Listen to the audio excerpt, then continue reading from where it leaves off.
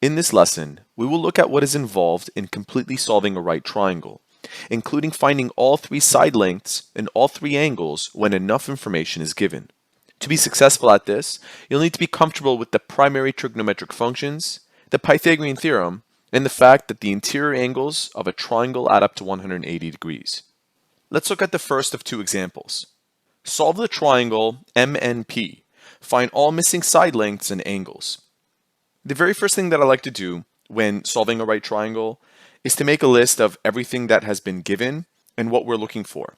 So beginning with the vertices, we have the vertex M, P, and N. Those represent our angles. M has an unknown angle, P has an angle of 60 degrees, and N has an angle of 90 degrees. We also have three side lengths.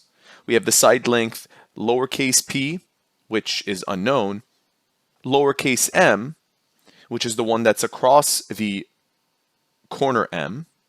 It's that side length, and that's also unknown, and lowercase n, which is given as 225. And notice that it is across from the 90-degree angle, which means that it will be our hypotenuse. Therefore, we have three knowns and three unknowns. Now, the easiest of these three unknowns to find, especially when you know two angles already, for us 60 and 90, is to find the third angle. So I'll look for uppercase M or angle M first. We'll say that angle M is equal to 180 degrees, which is the total sum of the interior angles of a right triangle. Take away the two angles we know, 60 and 90. And if we subtract these, we end up getting 30 degrees. So we just found this piece of the puzzle. Now we'll look for lowercase m and lowercase p. Let's focus on finding lowercase p. Now, as you can see in the diagram, we have an angle of 60 degrees as p. I'll choose that as my reference angle. You're more than welcome to choose the 30 degrees, which we just found, although I prefer to use information that's provided in the question already.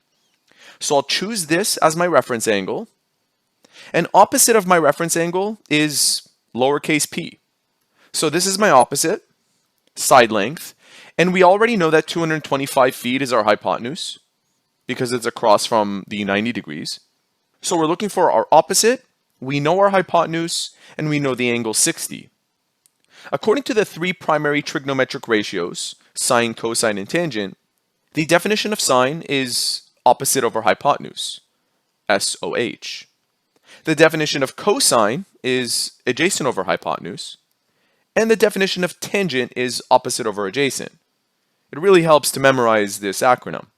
Of these three trigonometric functions, sine is what fits the situation that we have. Notice that we have the angle of 60, so I'll write down sine at an angle of 60 is equal to our opposite, which we don't know and what we're looking for, over our hypotenuse of 225. As we solve for p, you can ignore the units. So here's how you solve for p. You can treat the left side as a ratio over 1, or a fraction over 1, and cross multiply. So 1 times p is equal to p, and 225 times sine of 60, we'll use our calculator for that. Make sure that your calculator is in degrees. Mine is. So sine at an angle of 60 multiplied to 225. And that gives us an answer of roughly 195 feet. So we just found lowercase p. All we have to do now is find lowercase m. Now you can use trigonometric functions to find lowercase m, although whenever I'm dealing with a right triangle and I know the two side lengths, I prefer to use the Pythagorean theorem. So to find lowercase m, I'll show my work over here. I'll use the Pythagorean theorem, and m happens to be one of the shorter side lengths. So in the Pythagorean theorem, a squared plus b squared is equal to c squared. A and B represent your shorter side lengths, while C represents your hypotenuse. So with that being said, M is unknown to us. I'll assign that as my A. So A squared plus our shorter side length, which we just found to be 195, And to be more accurate, you could actually use 194 and a few decimal places instead of 195. It is strictly up to you, and it really depends on the course that you're taking. 195 is a good approximate for this video, and that's equal to our hypotenuse of 225 feet squared. We'll solve this by bringing that term over to this side. So we have 225 raised to the power of 2, take away 195 squared. Using our calculator, 225 squared, take away 195 squared, and we'll square root that. Don't forget, that's a critical step. And we end up getting roughly 112 feet. And that happens to be the last piece of the puzzle that we're looking for to solve this triangle completely. Notice how, again, we use trigonometric functions, we use the Pythagorean theorem, and the fact that a triangle consists of 180 degrees in total. Here's question number 2. Solve the triangle CAT, find all missing side lengths and angles. So we'll go ahead and label this. We'll call this lowercase c. We'll call this lowercase a, and this one will be lowercase t. The lowercase version of each of these letters is always the side length across from the angle. So we'll summarize what we know. We don't know angle C. We know angle A, which is 90 degrees, and we don't know angle T. And notice how this question differs a lot from the previous question where we were given an angle and a side length. Here we're given no angles other than 90 and 2 side lengths. So we know lowercase c is 24. Lowercase a, our hypotenuse, is unknown, and t is 7. So 3 knowns and 3 unknowns. I'll start by finding this value. Remember, this is a right triangle, and we can use the Pythagorean theorem.